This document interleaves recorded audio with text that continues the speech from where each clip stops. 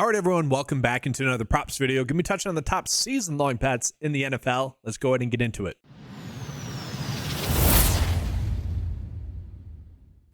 So I will be talking about PrizePicks and Underdog mostly in this video, but recapping and touching on some other prop bets that we have as well at the end of the video as well for some of the other sites. I do want to start out with PrizePicks though, and then we'll get into Underdog. Underdog, we are actually getting bigger edges there than we are on PrizePicks. So the first one is going to be kind of an easy one, I would say. It's going to be Tua for under passing touchdowns.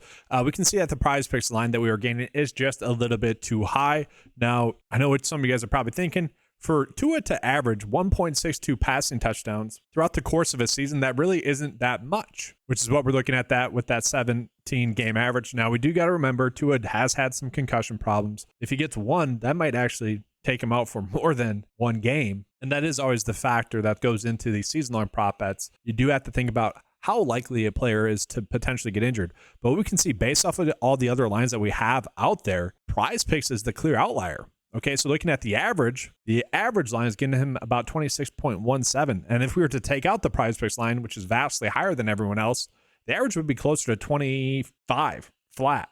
Okay, so we can see that the PrizePicks line is the clear outlier data point here. And so, guys, last year was actually the first year in which Tua was able to play 17 games, and he only threw for 29 passing touchdowns. And so we are kind of banking him potentially missing some time there. But that is, on paper, the top prop bet that we currently have. Now, for me, guys, I don't think we're actually getting that big of an edge with any other like quarterback props just yet. We do have a plethora of passing yards props that we can choose from. Right now, the biggest discrepancy would be with Matthew Stafford. And a lot of that just comes down to how many games is he actually going to play. Obviously, he's getting older, but for him to average 235 passing yards in that offense, that doesn't seem too difficult to do. At the same time, I don't think I really want to bet on him to get under that too much, but that is the one that kind of stands out compared to the rest. We are getting slight edges there. I would suggest potentially stacking them with some of these receiving yards props I'm going to touch on here for you guys right now. And one that I like would actually be Christian Watson to get over his receiving yards. We know that with Watson, this is purely based off of his ability to stay healthy. Rumors are that he has figured out his hamstring issues, which basically one hamstring, one leg was more muscular than the other. And so that just led to one leg kind of dominating the other. Now, the issue with Watson is that even when we look at his stats, we're going to notice that he hasn't been able to get this over. And you might say 14 game played, that's a lot, but he is someone that was constantly in and out of the lineup really this year and last year as well. So when we're looking at his stats, you're not going to get a true indication of how well he did. With Christian Watson, really the best way to look at it is in terms of games in which he played, really over 70% of the snaps, and you get a much better picture of who he was as a player. But even then, we still haven't seen him healthy for a full season. But just off of the averages during that sample from whether it's 2023 or 2022, we see a sample that would suggest he should be able to crush this over. And he's actually someone that you could do over season-long touchdowns if you wanted to. These bets for him specifically are just betting on him staying healthy for a full season. Now, if you guys are thinking I'm crazy to suggest that, then what you'd want to do is actually go with the guy that's been consistent and healthy, that has a nice safe floor, Romeo Doubs, for over either his receiving touchdowns at 4.5 or his receiving yards, because if Watson does not stay healthy, we know for a fact that's going to be Romeo Doubs that is stepping up into a red zone threat. He already is going to be that, but he's going to be that reliable downfield target that they would be missing without Watson there. And we can see that BetMGM actually has Doubs at around 600 for their receiving yards. PrizePicks and Underdog both have it about 575.5. And for what it's worth, I'll show you guys Christian Watson as well.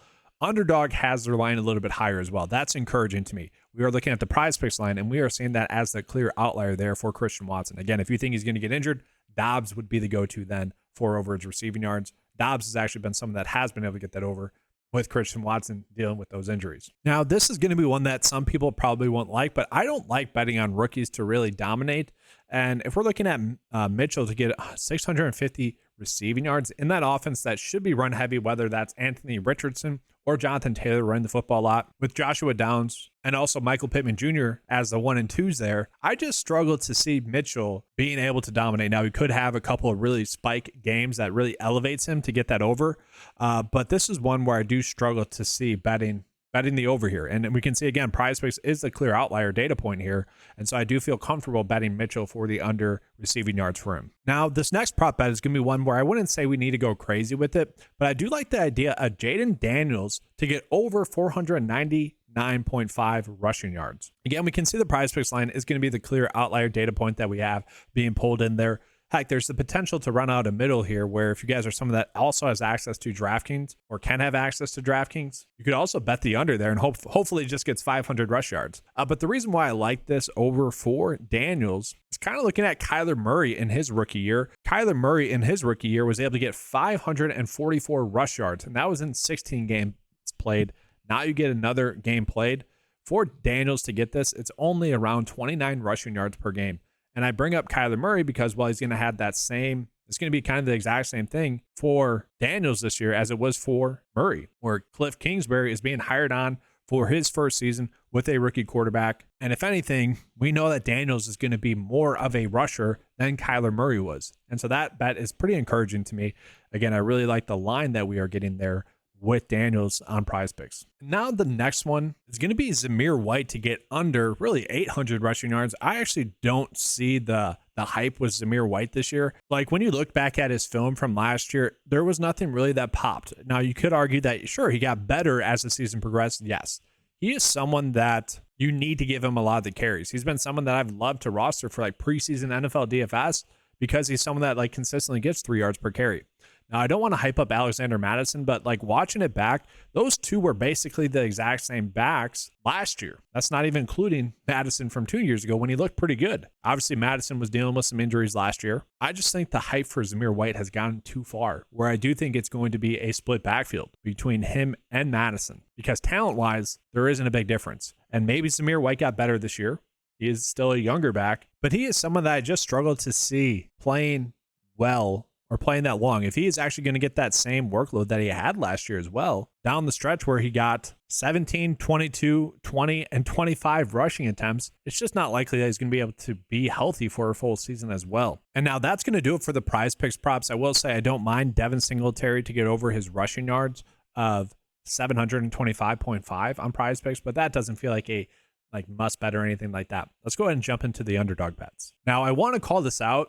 The underdog bets that we are getting are by far the biggest edges that we are getting for the passing yards specifically. We can see the top difference that we have is actually going to be Daniel Jones to get under 2,900 passing yards. Okay, and we can see all the different sites there. BetMGM actually has it set at around 2,700. DraftKings has it closer to what PrizePicks has it, or Underdog has it. But we are seeing a decent prop line difference. Again, there is a potential that you could be running out a middle here, but I kind of get why BetMGM has that line there. I don't really think he's going to get there this year. You look at Neighbors, and he's still not too much of a downfield threat. He's more of a playmaker like Robinson, and so I kind of still expect Daniel Jones to have a short passing tree, get the ball into your playmaker's hands. And so thus, I don't think he's going to have that many air yards. And I know 170 passing yards isn't that much. And I know that his receivers are finally healthy for him as well.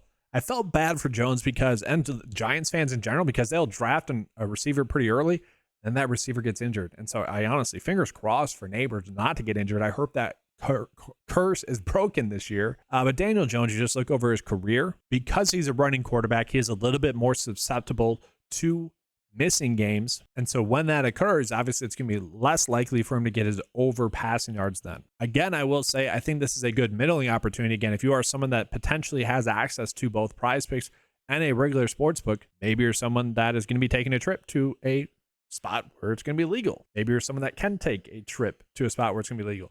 That is honestly a great way to go about doing this, where you could potentially bet the over Daniel Jones on BetMGM as a single bet, and then also run this out Daniel Jones under on Underdog. Okay, that's a decent sneaky way to go about doing that. And then we also have like Trevor Lawrence you could do for under his passing yards. We are getting a full plethora of passing yards props for him, and we can see that Underdog is clearly the outlier there. So Underdog is a little bit more aggressive in their projection than some of the other sites. So that's a decent edge that we have there. And then the one bet that I kind of like passing yards wise, and we'll get into better prop bets here in a second, is Caleb Williams. Again, this is the clear outlier data point that we have. 214 does seem to be kind of a lot to me. I know he has Keenan Allen there. I know he has DJ Moore there. Cole Kmet's pretty solid.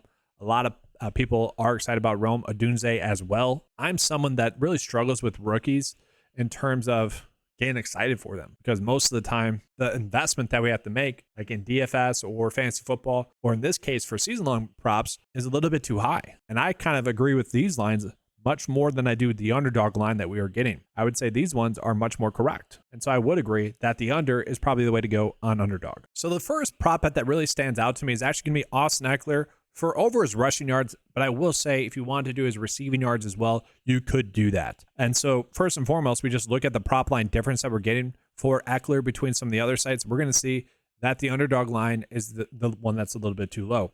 Now, we have only gotten PrizePicks line for this thus far, but they have him at 435.5. I would say that's a little bit more accurate, especially when we look at what Eckler has done throughout his career, where every single year, except for his rookie year, he's been able to get this over. Now, I know what you guys are going to say. Yes, he's not the same Austin Eckler that he used to be. We all know that. But I do think a lot of his poor production from last year was because of his injury. I'm kind of more betting on that. And you look at the money that Washington Commanders paid him. That's what they're telling us as well, is that they believe that he still has some good years left in those legs. And so if that's true, he should be able to get closer to 500 rushing yards. But that's the big bet there. Then I do think it's worth just calling out here real quickly. We do have Lamar Jackson for a slight edge that we are getting right now, guys, to bet under 5.5 rushing touchdowns on underdog. The average odds is going to be about 4.5. And then in terms of receiving yards, I don't see too big of an edge here. I would say like Travis Kelce to get under 950 receiving yards, I don't mind. And the reason why I don't mind this is because, well, one, again, looking at the outlier data points, FanDuel has this set at 830. PrizePicks has it closer to 900. But really the reason would be because it seemed like last year he was banged up, but it did seem like last year the Chiefs did make an effort to not use him as much. He is getting older. They're going to want him fresh for the playoffs, which is what they ended up doing last year as well. Now, I know he's saying he's good to go, but he is going to be one more year older. And like he looked good in the playoffs, don't get me wrong, especially in comparison to how he looked in the regular season, but he didn't look like the Travis Kelce we all know, even in the playoffs. And again, looked slightly better in the playoffs, but that wasn't the same old Travis Kelce. So I do think they are going to make an honest effort to not get him as involved. Now, it is football. That stuff goes to the wayside pretty quickly in the season. We see that with running backs a lot. Travis Etienne last year is a good example. They kept saying that they didn't want to get him work, and they had to give him work. And that's probably going to happen with Kelce again. But I will say a lot of his production could actually be decided by the news with Rice. Like, what's going to happen with him? Is Rice going to get a suspension? Because if that does occur, and how much is it? If that does occur, then a lot of the ways that they use Rice, they could actually end up just using Travis Kelce for a lot of quick passes, those screen games. That probably will end up just going to Kelce instead of Rice. And now last year, guys, we were getting Tyler Lockett's passing or receiving touchdowns off by 2. That was kind of strange. But I'm a little bit surprised by the amount of different passing touchdown differences that we have here. I mean, we have several is off by 1, which is something that we typically do not see. Now, personally, I don't really have a feel for like which ones I like more than the other just yet. I mean, we know Jamar Chase, his whole season is predicated on what's going to happen with Joe Burrow. Joe Burrow is already a little bit banged up. And so I don't mind the idea of betting the under, but that would feel like we're probably forcing it a little bit. I do think Justin Jefferson actually gets a slight bump with Sam Darnold at the quarterback for the beginning of the season than he will with JJ McCarthy. And so how long is JJ McCarthy going to sit behind Sam Darnold? Is that going to be the whole season? And then you also know that TJ Hawkinson's probably going to be out until at least after their bye, which I believe is until like week 8 is when he's going to be good to go, or maybe week 7. And so what type of defensive attention will Jefferson see with, one of the better tight ends in the league being out? And so I don't know. I'm mostly staying away from this for right now. If you guys are buying into the Drake London stock with Kirk Cousins playing well, this would be a good bet for you guys to bet the over. Receiving touchdowns for him there as well. Again, I just feel like it's a little bit too early for me to really dial in on those right now. And then just looking at some passing touchdowns props, guys, these are kind of pretty big. Okay. I will say Jaden Daniels, I do like to bet him under his passing touchdowns of 19.5. Again, I think he's going to be more of a runner. I like his over rushing yards prop a little bit more. And we can kind of see this is off by a decent amount compared to the other books. FanDuel, again, we have a little bit of a middling opportunity. FanDuel has to set 16.5. So you could bet the over on FanDuel and then bet the under on Underdog. Get a decent edge there. It's a great middling opportunity. Now, we are going to see Jordan Love's passing touchdown prop is a little bit different as well compared to other sites. Underdog is clearly the outlier. I am a big Jordan Love fan. A lot of you guys know that by now. But I do expect that Jordan Love this year, we'll probably see some reduced red zone passing touchdowns. And I believe that for two reasons. One, he had a lot, and it's probably not going to be sustainable in that regard. At the same time, there were a lot of miscommunications early on in the season that could have led to more, to be honest with you as well. So tough to say for sure what ways that's going to go. But I do think they brought in Josh Jacobs for a reason, to be able to punch in those short yardage touchdowns that they just couldn't do with Aaron Jones and surprisingly A.J. Dillon. Watching it as a Packers fan, super frustrating that they had to keep relying on Jordan Love to throw passing touchdowns. I mean, these should be simple touchdowns that you make, and they just haven't been happening. Now, that is a tendency that Matt LaFleur does have as well, is to pass a little bit more frequently in the red zone. And so this is kind of my long way of saying I do think that this is a decent middle. Like BetMGM to bet is over 26.5 passing touchdowns. I mean, that is crazy. This guy had 34 passing touchdowns last year. He was one of the best quarterbacks in the league last year, and we're betting on him to regress when all of his passing weapons should be improved, mostly just from chemistry stuff.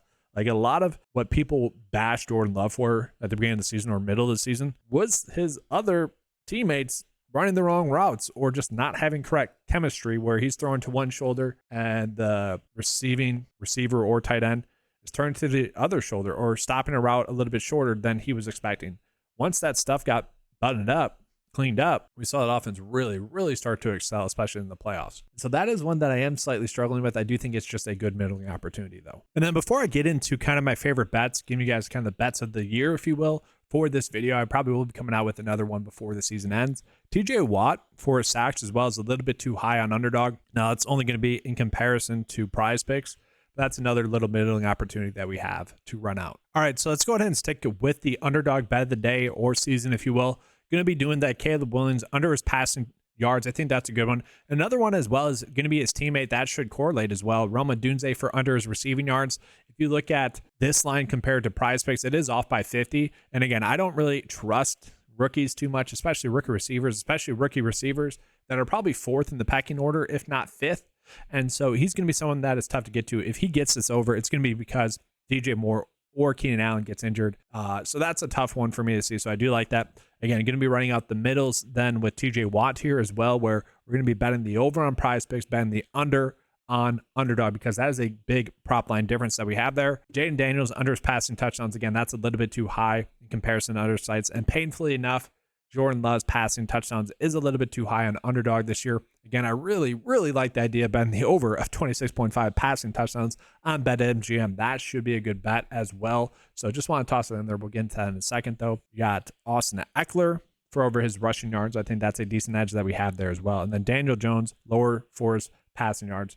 That was the biggest difference that we had out of all the bets on the board right now, is Daniel Jones under his passing yards. That's off by about 200 yards compared to every other site that has a line for him. All right, and then getting into PrizePicks as well, we're going to see Zamir White for under his rushing yards. Again, I just don't exactly see that there with Zamir White. Like, I don't think people would be happy to bet Alexander Madison for over 800 rush yards if it was the exact same situation, just slightly flipped. And I bring that up because watching it back on film, the talent didn't really seem that different. I know Zamir White had a good yards per carry, and I know he did play well at the end of the season. We see that a lot, though. That's kind of fresh legs at the end of the season. And so I'm just struggling to get behind the talent of Zamir White getting over 800 rush yards. And so given the fact that PrizePicks was the highest line out of all the books, I'm happy to bet the under there. And then again, Jaden Daniels to get over his rush yards. We look at Kyler Murray in his rookie year with one less game, was able to get 544 rushing yards. And why is that significant? Because Cliff Kingsbury was the coach for Kyler Murray in his first season, and now Jaden Daniels gets that. Jaden Daniels is much more of a rushing quarterback. Mitchell for under his receiving yards, we saw that was the outlier data point there. Again, don't like rookies. Tua for under his passing touchdowns, that is a clear outlier data point that we have. That's also a bet on him potentially missing 1 or 2 games where he's not going to be able to get that over. And then again, running out that middle there with TJ Watt. And then just betting on Christian Watson to stay healthy, which is obviously just a big bet on him to stay healthy. The thing with Watson, though, it's like if he does stay healthy, he should be able to crush this. I think he's actually a better bet on a sportsbook where you could potentially tease this, where it's maybe 800 receiving yards or 900 receiving yards, where you get a better payout, because if he stays healthy, he's going to crush this number. There's like no doubt about it. We're literally just betting on him staying healthy. So that's going to do it for Underdog and PrizePicks. Let's jump into the other sites as well. And so just real quickly, highlighting some of those bets, and we're just going to go by prop that we have. So we're going to start with sacks, seeing the biggest difference that we have. Nothing with sacks just yet. Rushing yards wise, Josh Jacobs to get under his rushing yards total. I don't know if I exactly agree with that, guys. It's probably not one I want to be running out personally, just because I think he's going to be a workhorse for the Green Bay Packers this year. And that is one where I feel like it's honestly a little bit too low. So that's not one I'm going to be touching. Do we need to do Tony Pollard for under his rush yards? Potentially. I do think Tajay Spears is going to be a stud for them as well, but I kind of think those two are going to have both a good year, both in the receiving and passing, or both in the receiving game and the rushing game. Do I really want to bet on which one is going to be? No. That could be one where you stack it, honestly. Don't need to run that out. And so really rushing wise, I don't feel the need to bet on any of those. Now we are getting a decent amount of edges for rushing touchdowns right now as well. We look at James Cook for his rushing touchdowns, under 5.5. This is one that we probably should be hammering on DraftKings, is James Cook to get under 5.5 rushing touchdowns, because that is the clear outlier here compared to all the other sites that we are getting. And so again, if we were just comparing it against the DraftKings line from the average, that's off by 2. And so that's a big difference there. And then looking at Lamar Jackson again, I don't know if I really want to be betting that, but that James Cook one's huge. And we know Josh Allen does rush the football a lot, especially at the goal line. Receiving yards wise, yeah, Bet Rivers has given us a lot of discrepancies with their lines in comparison to some of the other books. Again, Rome and Dunze, yeah, just I think we should be hammering his under just in general. Again, this more points to that FanDuel bet, or that underdog bet, being a massive outlier. But that's one where we could be betting the under. Garrett Wilson, I do think he will get over this over. One, if he stays healthy, and then obviously if Aaron Rodgers stays healthy. The hype was there for him last year. I think he's going to have a good season, but I don't want to place bets just betting on someone to stay healthy or not healthy. And I know I just said that with Christian Watson. Receiving wise, again, we are getting some decent differences here, but nothing too crazy for receiving touchdowns. And then passing touchdowns, again, we are getting some prop line differences here, but nothing too crazy. And now we are seeing, like, for Jared Goff for his passing touchdowns at BetMGM, that'd be a good one to bet as over 25.5. You know, again, in comparison to all the other lines that we have out there, that is a decent edge that we are getting. Patrick Mahomes on FanDuel to bet him to get over 31.5 passing touchdowns. That is a good edge that we have there.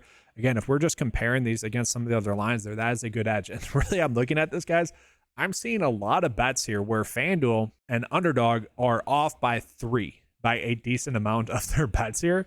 And so I might potentially be doing a lot of middles there, where I'm running some overs on FanDuel and I'm running some unders on Underdog, because they seem to be off by a decent amount. Those two books specifically seem to be off by a decent amount. So it could potentially be a good edge for you guys to do that. But that is going to conclude today's video. Hopefully you guys enjoyed the coverage. If you did, you know what to do. Give a like and subscribe to the channel. If you guys want access to that tool, it's going to be updating about once a week up until about training camp, and then a few times a week. That access to that tool is going to be available at 9to5sports.com. Going to be available for just $10 a month for you guys. So check that out. That's going to be all. Thanks for watching. And as always, let's keep cashing.